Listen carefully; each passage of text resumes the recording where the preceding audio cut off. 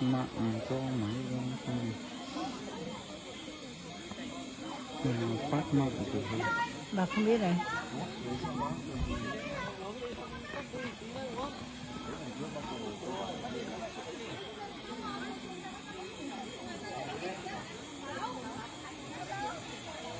Ông bảo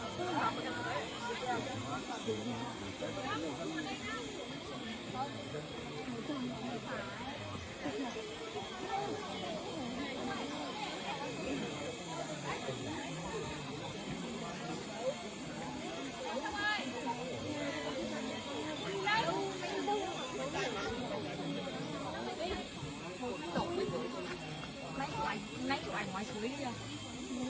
Đang chụp ao đường.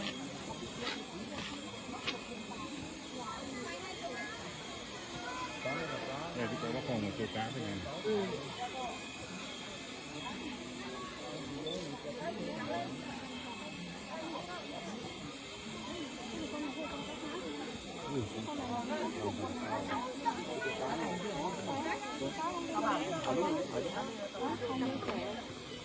Ông sao có hộ nuôi cá bè ở trong cá nó có sẵn ở suối con cá bè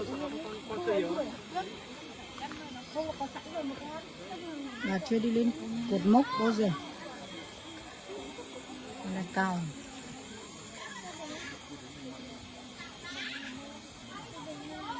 Cô nhiều mật lắm rồi. Thấy chưa? Mình hầu suốt chưa? Lấy của mình bằng á. Bằng ăn một tí à? Trồng mận nhiều lắm ở đây thôi nhà.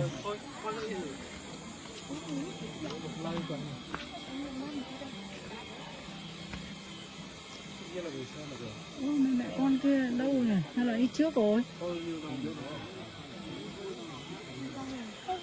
Nếu giờ không thấy về nữa mình đi đâu. Chắc là cô nhị đi trước à? Ông ơi đi. Đi, vừa đi vừa ấy. Chú Tiến đi rồi. Chắc là cô nhị với chị Mỹ Hà đi trước à?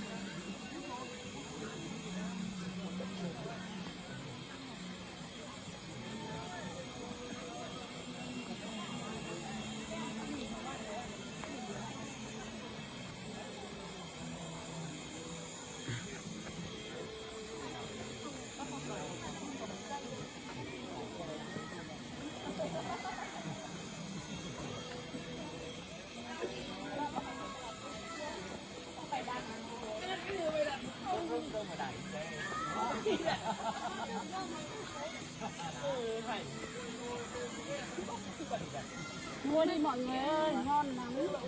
Ngon lắm. Cân mấy tiền đấy cháu ơi? Vừa bẻ đây. Cân 30 à? Quảng cáo. Quảng cáo cháu. Cân 30. Có đi.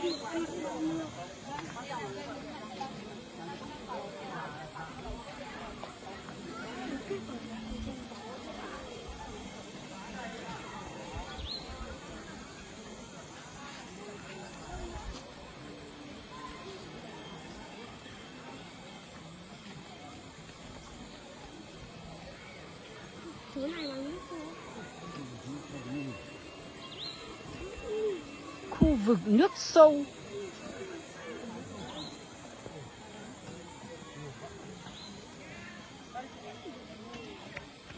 Sim.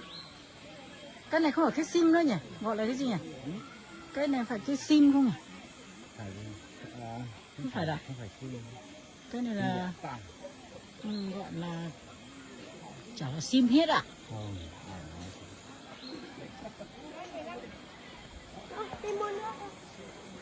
Nước ở trong túi nó nước gì?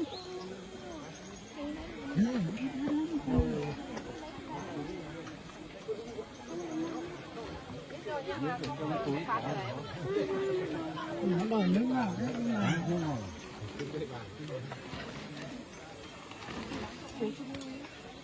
Hôm nay không bán được. Đây là thêm ní 25 ní này. Hiện rẻ nhất cái chỗ mua cả nhưng mà 25 đi, còn bán 30 mà. Mua cả thì còn ít cái này cả bao đi xem được bao nhiêu cân thì để con lấy cả chỗ này thì rồi, nhưng mà cái này còn bán 30 mà. Ở ngoài kia thoải mái hơn. Mấy em ở đây là rồi bán đi rồi mấy khi con lên đây. Từ bán còn biết là mấy khi rồi nhưng mà Đâu thế này? Con ăn đấy à? Kia con mua rồi à? Mua thêm ấy. Biết rồi nhá. Dưới kia lấy cân 30. Đâu cho bà một hút xem một con ngon không? Có 30 đâu. Ở đây đang đâu? Mấy con ạ? Nào đặt con đi.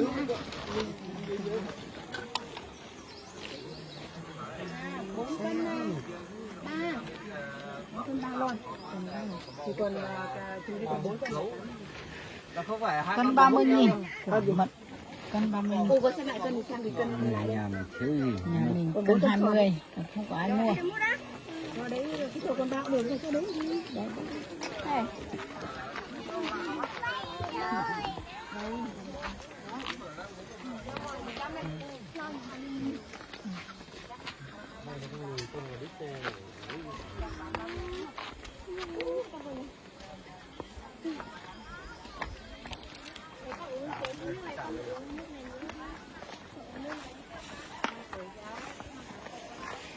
Kia này có nước rồi nó đi nhanh nhanh ra tận bên kia kìa. Là ẩm mê. Trà nó có lưỡi húi đi vô châu. Quay đảo có trà đâu rồi. Lạc đâu rồi.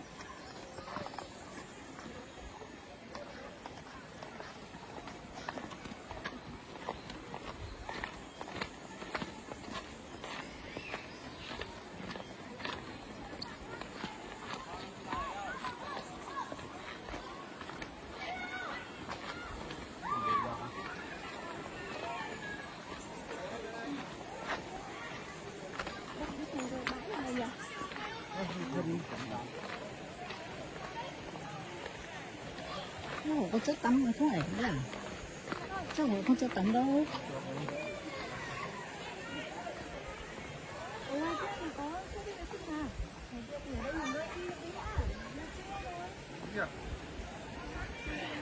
Này vứt lung tung nhá, cái này là nó người ta có thùng rác này nhá.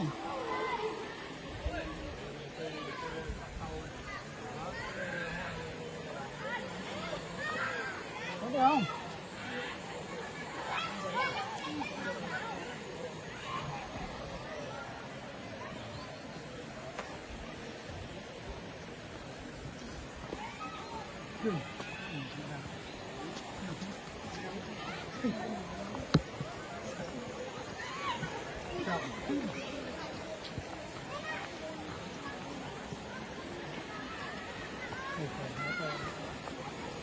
Đây là cái vối.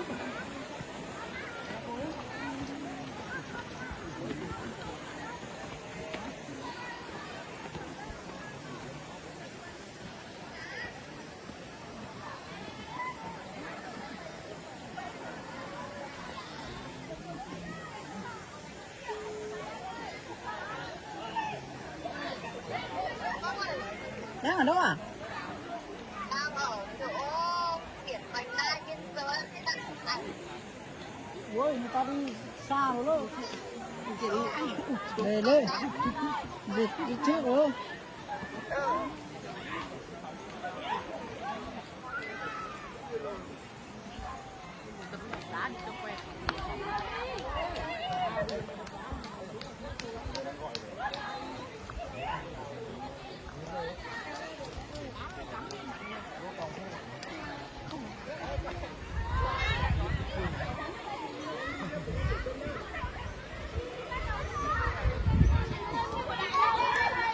Cây này là cây si chứ. Nó cũng đẹp lắm.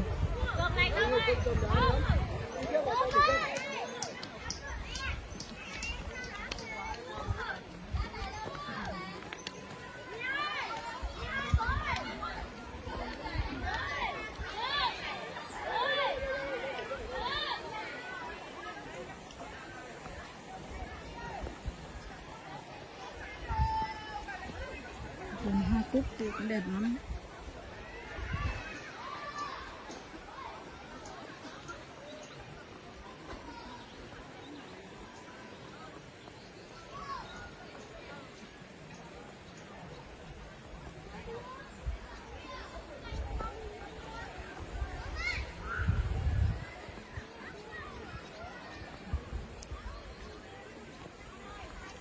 Đi thôi, đi ra ngoài thôi.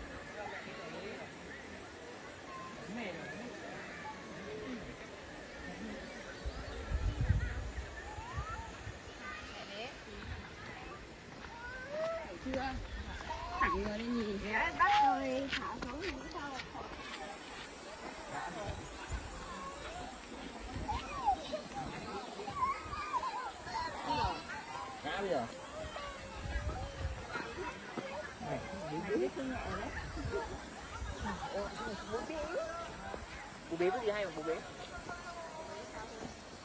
Em biết. Cái má bố ấy yêu bố à? Cái má cái.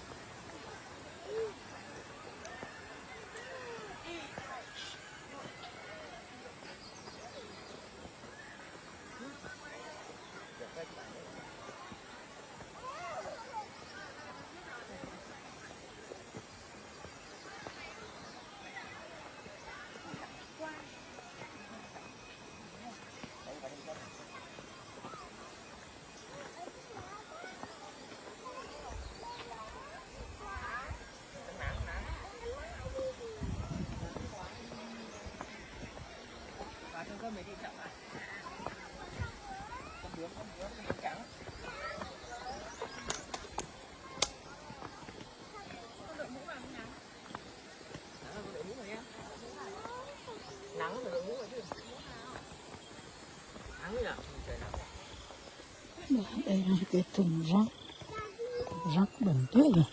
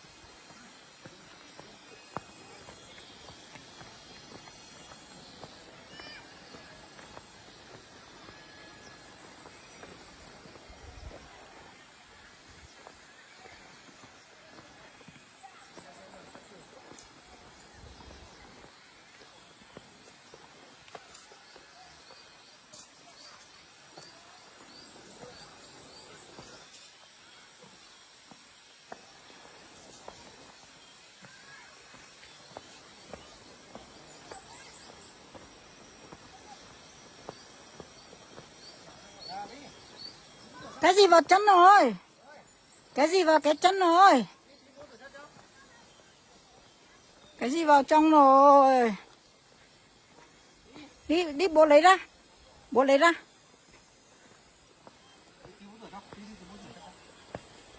À, nó dẫm xuống nước phải không?